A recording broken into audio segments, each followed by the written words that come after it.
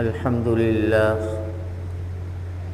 لله نحمده ونستعينه ونستغفره ونؤمن به ونتوكل عليه ونعوذ بالله من شرور أنفسنا ومن سيئات أعمالنا من يهده الله فلا مضل له ومن يضلله فلا هادي له ونشهد أن لا إله إلا الله وحده لا شريك له ونشهد أن سيدنا ونبينا ومولانا محمدا عبده ورسوله صلى الله عليه وعلى آله وأصحابه وبارك وسلم تسليما كثيرا كثيرا أما بعد فقد قال النبي صلى الله تعالى عليه وسلم اغتنم خمسا قبل خمس شبابك قبل هرمك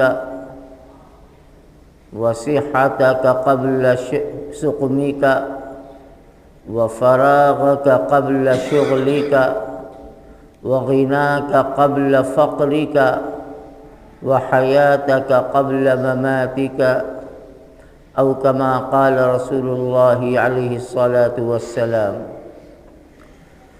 بزرگوں اور بھائیوں، یہ زندگی اللہ کی بہت بڑی نعمت ہے، اور اس زندگی میں صحت، تندرستی یہ اللہ کی بڑی انمول نعمت ہے۔ رسول اللہ صلی اللہ تعالی علیہ وسلم نے حدیث شریف میں فرمایا، 5 چیزوں کے آنے سے پہلے غنیمت جانو۔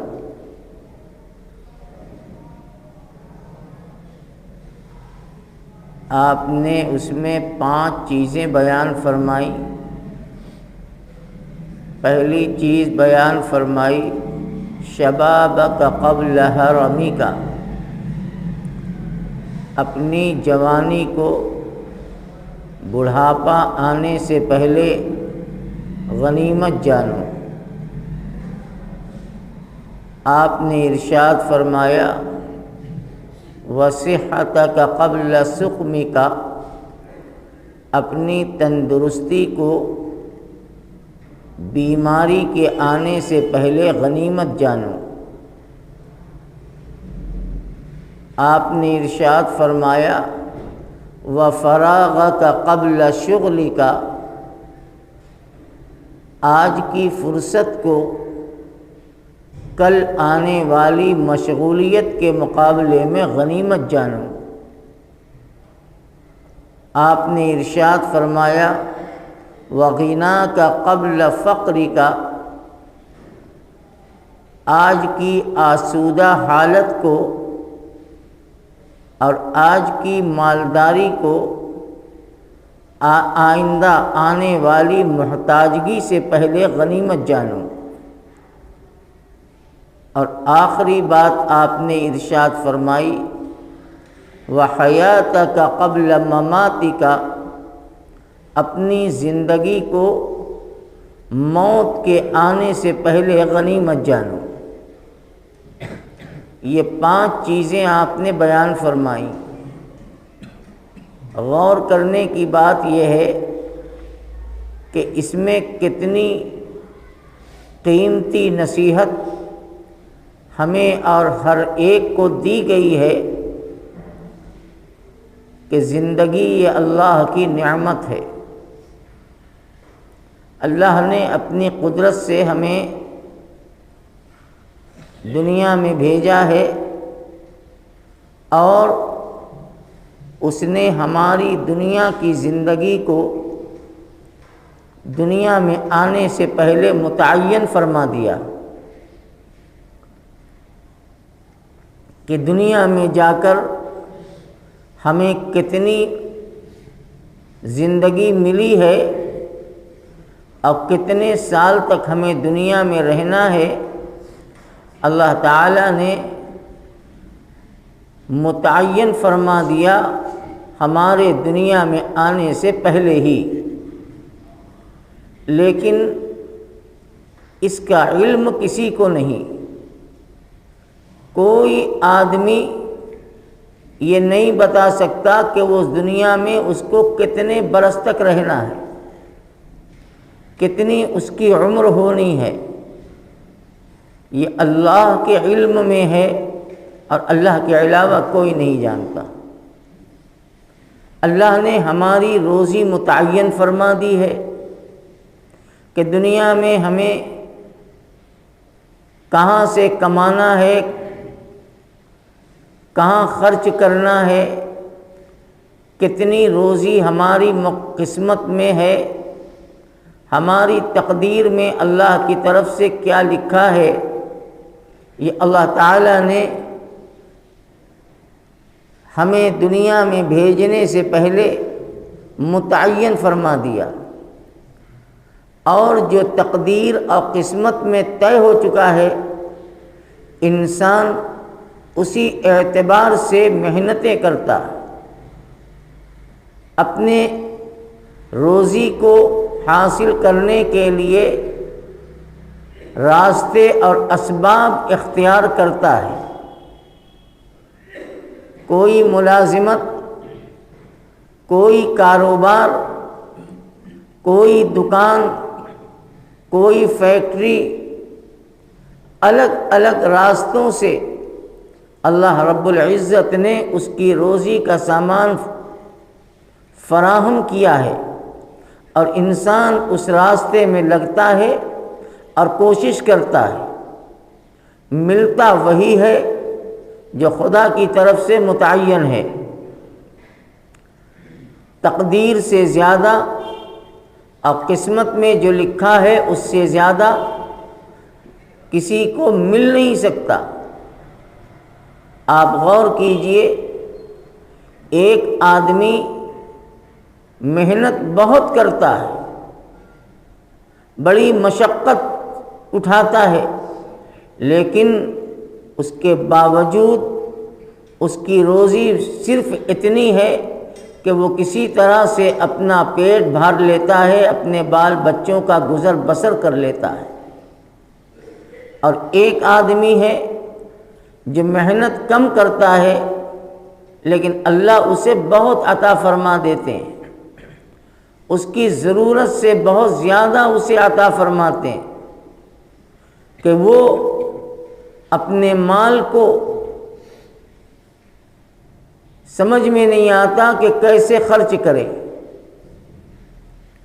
تو محنت کم، آمدنی زیادہ، یہ سب اللہ کی طرف سے مقدرات ہیں، یہ تقدیری فیصلہ ہے۔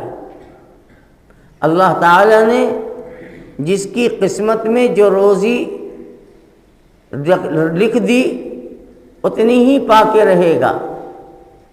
ایک مزدور 8 گھنٹہ 10 گھنٹہ کتنی مشقت برداشت کرتا ہے، اپنے جسموں کو گلاتا ہے، جلاتا ہے، دھوپ بارش سردی کی کوئی پرواہ نہیں، اس کی مشقت دیکھیے، لیکن اس کے باوجود اس کی ضرورتیں پوری مشکل سے ہو پاتی ہیں۔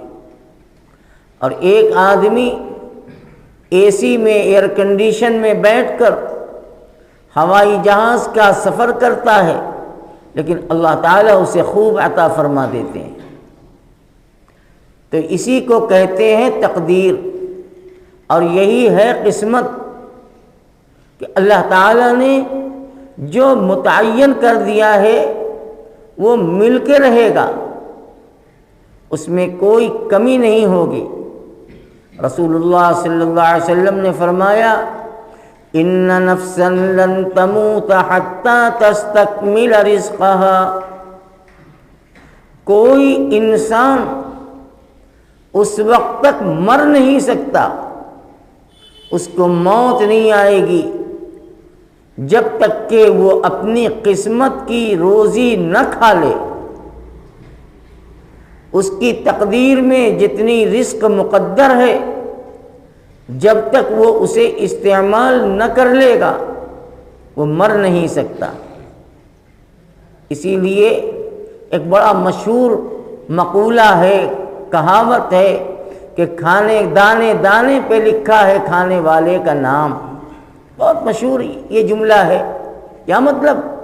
یعنی خدا کی طرف سے جو مقدرات ہیں، جو تقدیر ہے، وہ اسے پہنچ کے رہے گی، وہ اسے مل کے رہے گی، اور جس کا ملنا خدا کی طرف سے مقدر ہے وہ پائے گا، اور جس کا ملنا مقدر نہیں ہے وہ لاکھ محنتیں کر لے، کوششیں کر لے، جو بھی کر لے، لیکن وہ پا نہیں سکتا، اس لیے کہ اس کی تقدیر اور اس کی قسمت میں نہیں ہے۔ ایک بات میں یہاں عرض کروں، بات بہت چھوٹی ہے لیکن بڑی قیمتی ہے۔ ہم بھی، آپ بھی، سب لوگ عام طور سے یہ بولتے ہیں کہ اتفاق سے ایسا ہو گیا، میں جا رہا تھا اتفاق سے یہ ہو گیا۔ یہ جملہ غلط ہے، حالانکہ ہم سب اس میں مبتلا ہیں، بات بات پر اتفاق سے یہ ہو گیا۔ اتفاق کا جملہ غلط ہے، یہ اتفاق سے کچھ نہیں ہوتا، یہ کہنا چاہیے کہ تقدیر سے ایسا ہو گیا، قسمت سے ایسا ہو گیا۔ یہ اتفاق یہ ہمارے یقین کو کمزور کرنے والی چیز ہے۔ اتفاق کیا ہوتا ہے؟ اللہ کے یہاں کوئی چیز اتفاق نہیں ہے، اللہ کے یہاں ہر چیز مقدرات ہے، تقدیر ہے۔ اس لیے ایسے جملوں سے بچنا چاہیے۔ عام طور سے ہم بولتے ہیں اتفاق سے جا رہے تھے، اتفاق سے ایسا ہو گیا، اتفاق سے فلاں سے ملاقات ہو گئی۔ یہ اتفاق کا لفظ ہی صحیح نہیں ہے، تقدیر کہنا چاہیے، مقدرات کہنا چاہیے، یعنی قسمت میں یہ تھا اس لیے ایسا ہو گیا۔ بہرحال میں عرض یہ کر رہا تھا کہ زندگی اللہ کی نعمت ہے، اس زندگی کی قدر کرنی چاہیے۔ موت ہر ایک کے ساتھ چل رہی ہے اور ساتھ ساتھ چل رہی ہے۔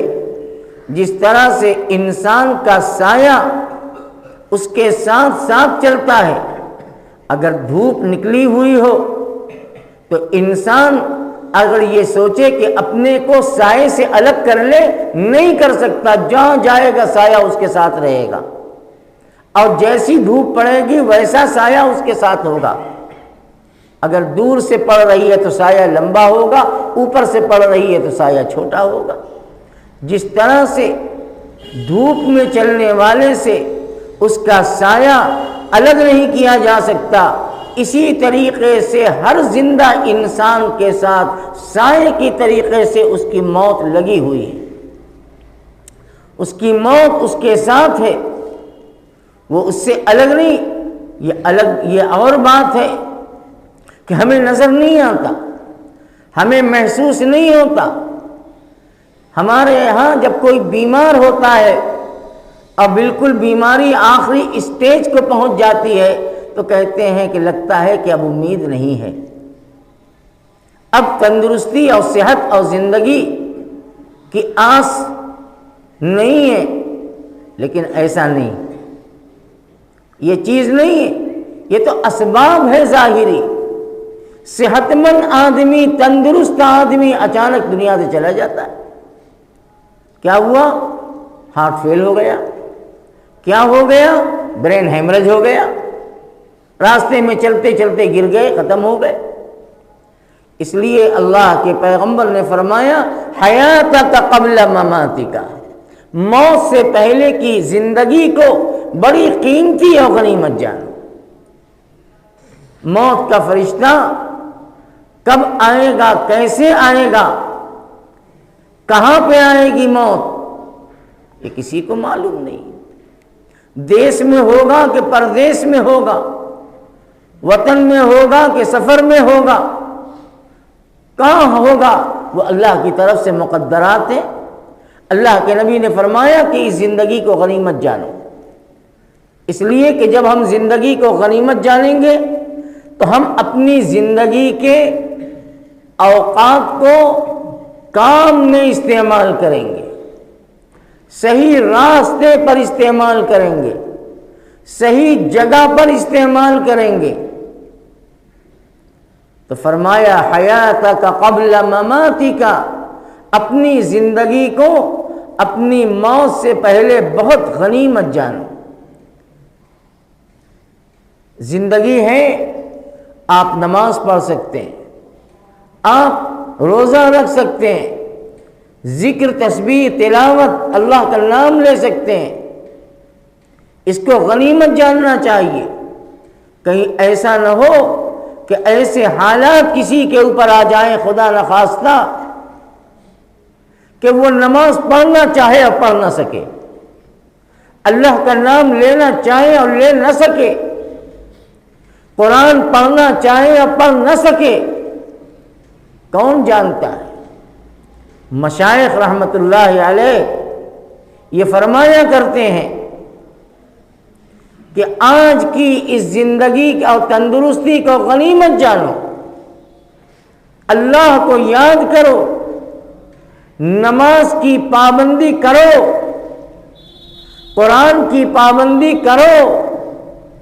کہیں ایسا نہ ہو کہ اللہ کی طرف سے خدا نہ کرے ایسے حالات آ جائیں کہ تم چاہ کر بھی اچھا کام نہ کر سکو، چاہ کر بھی کوئی نیکی نہ کر سکو۔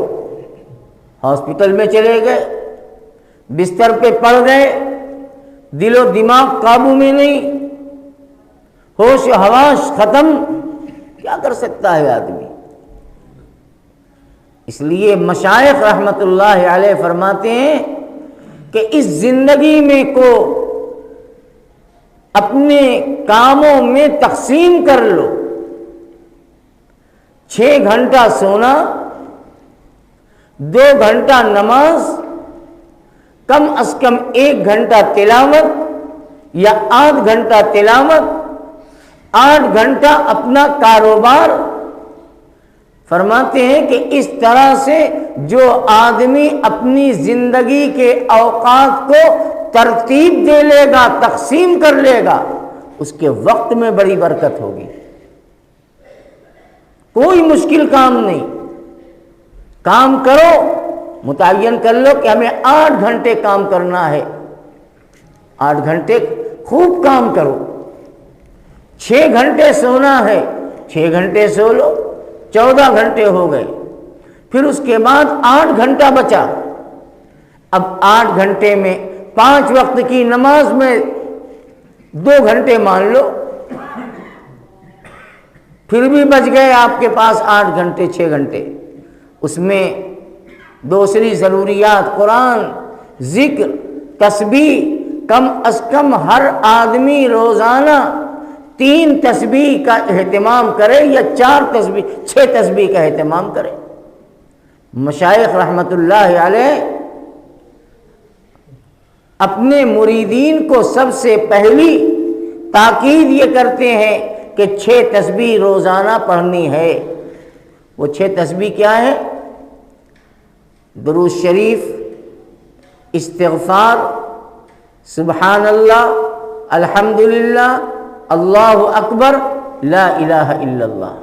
یہ 6 تسبیح کا اہتمام کرو، آدھا گھنٹے لگیں گے، لیکن اس سے قلب کے اندر، دل کے اندر نورانیت پیدا ہوگی، دل کے اندر اللہ کی محبت آئے گی، دنیا کی بلا ضرورت کی محبت نکلے گی، اللہ کا دھیان نصیب ہوگا۔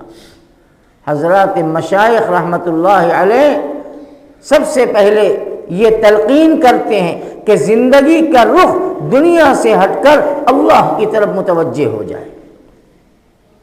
تو اس لیے اور جو آدمی اپنے اوقات کے نظام الاوقات کو ترتیب نہیں دیتا، تقسیم نہیں کرتا، وہ پریشان ہوتا ہے، وہ الجھن میں رہتا ہے، وہ یہی کہے گا کہ وقت نہیں ملتا، وقت نہیں ملتا، موقع نہیں ملتا نماز پڑھنے کا، مسجد میں پہلے سے آ کر بیٹھنے کا، قرآن کے پڑھنے کا موقع نہیں ملتا۔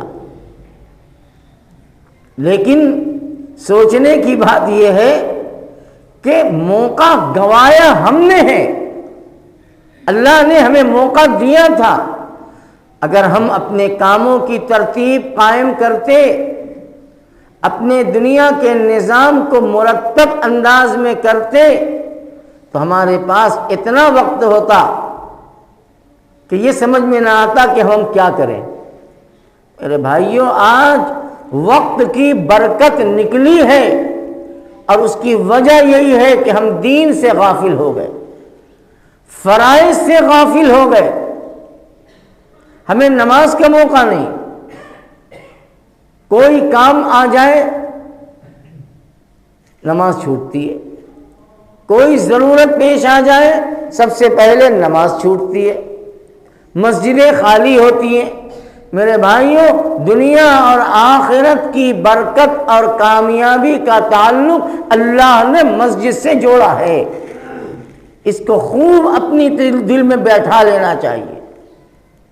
جو لوگ 5 وقت آتے ہیں مسجد میں اور جماعت کے ساتھ نماز کا اہتمام کرتے ہیں، اللہ تعالیٰ ان کے وقت میں بھی برکت عطا فرماتے ہیں، ان کے روزی میں بھی برکت ہوتی ہے، ان کے کام میں بھی برکت ہوتی ہے۔ اللہ تعالیٰ نے اس کے اندر مسجد سے تعلق قائم کرنے کی بنیاد پر زندگی کو بابرکت بنایا، اور جو آدمی مسجد سے، نماز سے دور ہے، وہی کہہ سکتا ہے کہ موقع نہیں ملتا، اس لیے کہ وقت کی برکت نکل گئی۔ آج ایک بہت بڑا المیہ ہے اور ہم سب اس کے شکار ہیں۔ اب پہلے بھی میں کئی مرتبہ متوجہ کر چکا ہوں کہ آج ہمارے یہاں سویرا اس وقت ہوتا ہے جب ہمارے بزرگوں کے یہاں دوپہر ہو جایا کرتی تھی۔ عام گھر کا یہ ماحول ہے، 11 بجے، 11:30 بجے ناشتہ ہوگا، سویرا ہوگا، دیر رات میں سوئیں گے، دیر تک صبح سوتے رہیں گے، پھر اس کے بعد اٹھیں گے اور پھر اپنی ضروریات سے فارغ ہوں گے، ناشتہ کریں گے، 11:30 بج گیا۔ حالانکہ دیکھنے والوں نے، میں نے بھی دیکھا، وہ دن بھی دیکھا کہ جو ہمارے بڑے فجر کی نماز کے بعد کام میں لگتے تھے تو 11 بجے کام ختم کر دیتے تھے۔ اللہ نے ان کے کام میں، ان کے وقت میں اتنی برکت رکھی تھی کہ جو سارے دن میں ہم کام کرتے ہیں وہ 11 بجے تک کام کر کے فارغ ہو جاتے تھے۔ اس زمانے میں عام طور سے بنکاری تھی، دستکاری تھی، ہینڈلوم کا، عام طور سے گدیاں بہت کم تھی اس زمانے میں۔ آج 50 سال پہلے یہ گدیاں بہت کم تھی، غربت زیادہ تھی، بنکاری تھی۔ وہ لوگ فجر کی نماز کے بعد مختصر سے ناشتہ کیا اور کام میں بیٹھ گئے اور 11 بجے تک پتہ چلا 2 میدان ان کا بن ہو گیا، بن دیا انہوں نے 2 میدان۔ کیا تھا؟ صبح سویرے اٹھنا، رات میں جلدی سے سونا اور اپنے اوقات کو تقسیم کرنا کام کے اعتبار سے کہ ہمیں اتنی دیر یہ کام کرنا ہے۔ اللہ تعالیٰ نے صبح کے وقت میں بڑی خیر و برکت رکھی ہے۔ حدیث میں رسول اللہ صلی اللہ علیہ وسلم نے فرمایا کہ جو آدمی صبح کو اٹھتا ہے، اور صبح سے مراد فجر میں، صبح سویرے اٹھتا ہے اور فجر کی نماز کو جماعت کے ساتھ پڑھتا ہے، تو اس کی طبیعت کے اندر، نبی فرماتے ہیں کہ اس کی طبیعت کے اندر نشاط ہوتا ہے، اس کی طبیعت میں فرحت ہوتی ہے، طبیعت کھلی ہوئی ہوتی ہے۔ اور جو آدمی دیر سے اٹھنے کا عادی ہے، اب دیر میں اٹھتا ہے، اس کا بدن اثر مسر کرتا ہے۔ نبی فرماتے ہیں کسلان کا لفظ ہے، یعنی سستی، جمائی کا آنا، بدن کا ٹوٹنا، یعنی کام میں دیر میں آنا، یہ سب دیر سے اٹھنے کی نحوست ہے۔ اللہ کے نبی نے فرمایا کہ فجر رات میں جلدی سو جاؤ۔ مستقل حدیث میں بیان کیا گیا کہ عشاء کی نماز کے بعد دنیا کی ادھر ادھر کی باتیں نہ کرو، بس سو جایا کرو۔ اور جو آدمی جلدی سوئے گا انشاءاللہ اس کی نیند تہجد میں کھل جائے گی، وہ تہجد کا پابند بن جائے گا، اس لیے کہ 6 گھنٹہ بہت ہوتا ہے سونے کے لیے، اس کے بعد بدن خود کہتا ہے کہ اب اٹھ جاؤ، لیکن نہیں ہے۔ 1 بجے 2 بجے سونے کا عام ماحول ہے، اب کرتے کیا ہے؟ Mobile, game, novel, T V اور ان طرح کی واہیات چیزوں کے اندر، فضولیات کے اندر اپنے کو لگائے رہتے ہیں، اور پھر اس کے بعد جب بستر پہ جاتے ہیں تو نیند غائب۔ نیند غائب کیوں ہوئی؟ وہ اس لیے کہ ذہن کے اندر گندی چیز آ گئی، نظر نے گندی چیز کو دیکھا۔ آپ سو جائیے، بستر پہ چلے جائیے، اپنے تکیے کے بغل میں تصویر رکھ لیجئے، اور نیند نہ آئے تسبیح پڑھ لیجئے، ایک تسبیح استغفار کی پڑھ لو، جو چاہو پڑھ لو، دیکھو کیسی اچھی نیند آتی ہے۔ اگر آپ نے نیند نہ آنے کی بنیاد پر اپنی تسبیح لی اور اللہ کا ذکر شروع کیا، شیطان آپ کو سلا دے گا اور نیند آ جائے گی آپ کو، اس لیے کہ شیطان نہیں چاہتا کہ آپ اللہ کا ذکر کرو، نیند آ جائے گی۔ دعا پڑھ کے، میں پہلے بھی کہہ چکا ہوں کہ بستر پہ جانے کے بعد سونے کی دعا آیت الکرسی اور چاروں قل نہ ہو سکتا ہو تو معوذتین، یعنی قل اعوذ برب الفلق اور قل اعوذ برب الناس، اس کو پڑھ کر اپنے جسم پر ہاتھ پھیر لو، دیکھو اللہ تعالیٰ کیسی اچھی نیند دیتے ہیں، اور نیت کر کے سو جاؤ کہ انشاءاللہ ہم فجر کے اندر اٹھیں گے، اللہ آپ کو توفیق دے گا اور آپ کی نیند ٹوٹ جائے گی، وقت پہ آپ بیدار ہوں گے۔ تو یہ ساری گفتگو کا خلاصہ یہ ہے کہ حیاتک قبل مماتک، نبی کریم علیہ السلام نے فرمایا اپنی زندگی کو اپنی موت سے پہلے غنیمت جانو، شبابک قبل حرمک، جوانی کو بڑھاپے کے آنے سے پہلے غنیمت جانو۔ کوئی آدمی نہ ہمیشہ بچہ رہ سکتا ہے نہ ہمیشہ جوان رہے گا، بچپنے کے بعد جوانی آئے گی، اور جوانی کے بعد ادھیڑپن آئے گا، اس کے بعد بڑھاپا آئے گا، یہ آ کے رہے گا۔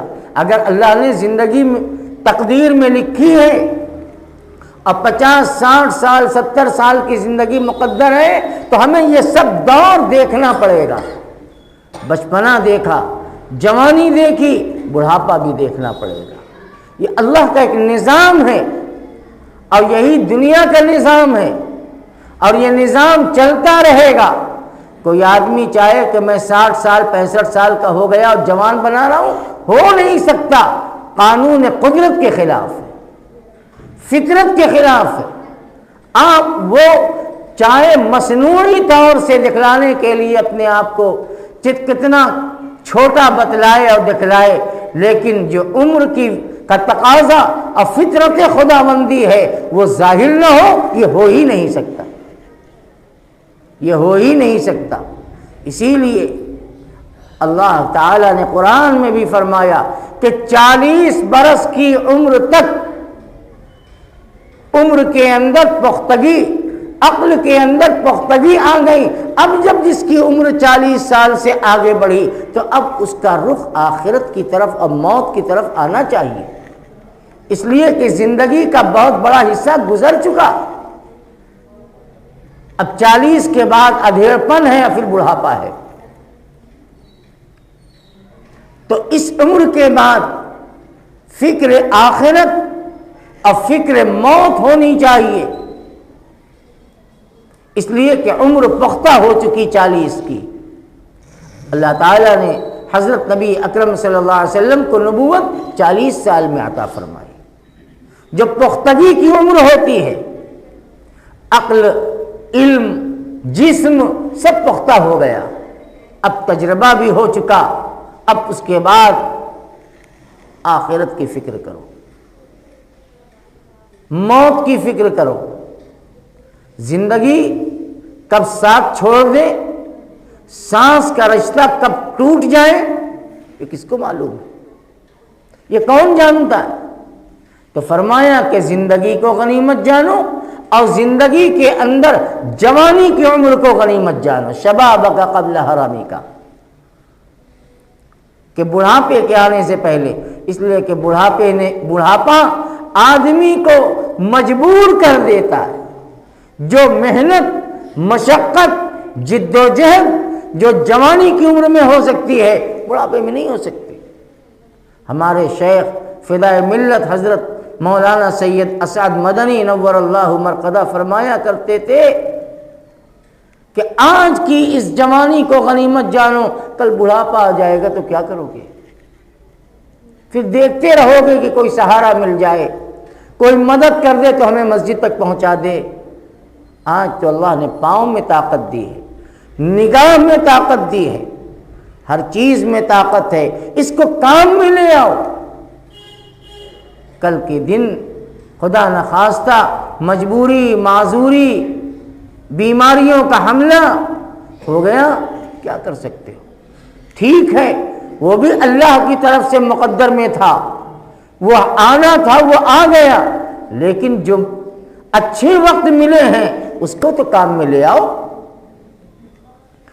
دوستی، بیٹھ کے بازی، ہوٹلوں، چائے خانوں، پارکوں کے اندر اپنی عمر کی بربادی، کل کے دن یہ کف افسوس ملائے گی، اور آدمی ہاتھ ملے گا، لیکن اس کے بعد گیا وقت پھر آتا نہیں۔ جو وقت چلا گیا وہ چلا گیا۔ اللہ تعالی ہمیں اپنی زندگی، صحت، جوانی کے قدر کی توفیق عطا فرمائے، اور اس کو اچھے کام میں استعمال کی توفیق عطا فرمائے۔ وآخر دعوانا ان الحمد للہ رب العالمین۔ ایک اعلان کرنا چاہتا ہوں 1 منٹ میں نے پچھلے جمعہ میں بھی متوجہ کیا تھا کہ اس وقت آن لائن ووٹر لسٹ درست کی جا رہی ہے، اور جن کی عمر جنوری تک 18 برس کی ہو چکی ہے اور ان کا نام ووٹر لسٹ میں نہیں ہے، اس وقت موقع ہے، 4 دن اور بچے ہیں۔ 8-9 تاریخ تک یہ کام ہو رہا ہے۔ جمعیت علماء ضلع بنارس کے دفتر میں روزانہ عشاء کے بعد 8:30 سے 10 ساڑھے 10 تک یہ کام ہوتا ہے۔ جو حضرات اپنے نام کی تحقیق کرنا چاہیں کہ نام ووٹر لسٹ میں ہے کہ نہیں، یا نئے نام کا اندراج کرنا چاہتے ہیں لڑکا لڑکی کا، تو وہ ذمہ داروں سے رابطہ قائم کریں۔ جو ضروری پروف ہے اس کو لے کر عشاء کی نماز کے بعد جمعیت علماء ضلع بنارس کے مدن پورہ کے دفتر میں آئیں۔ یہ کام ہو رہا ہے، اور میں نے کہا تھا کہ بہت اہمیت کے ساتھ اور ذمہ داری کے ساتھ اپنا وقت نکال کر یہ کام کرائیں، اس لیے کہ آنے والا یہ الیکشن جو سر پہ آ چکا ہے، یہ مستقبل کے فیصلے کو متعین کرے گا، انتہائی اہمیت کا حامل ہے۔ اس میں ہماری طرف سے غفلت، سستی نہیں ہونی چاہیے۔ جمعیت علماء کے دفتر میں ذمہ دار ہے، موجود رہتے ہیں، آپ ان سے رابطہ قائم کیجئے، جو چیز ہوگی وہ آپ کو خود بتا دیں گے۔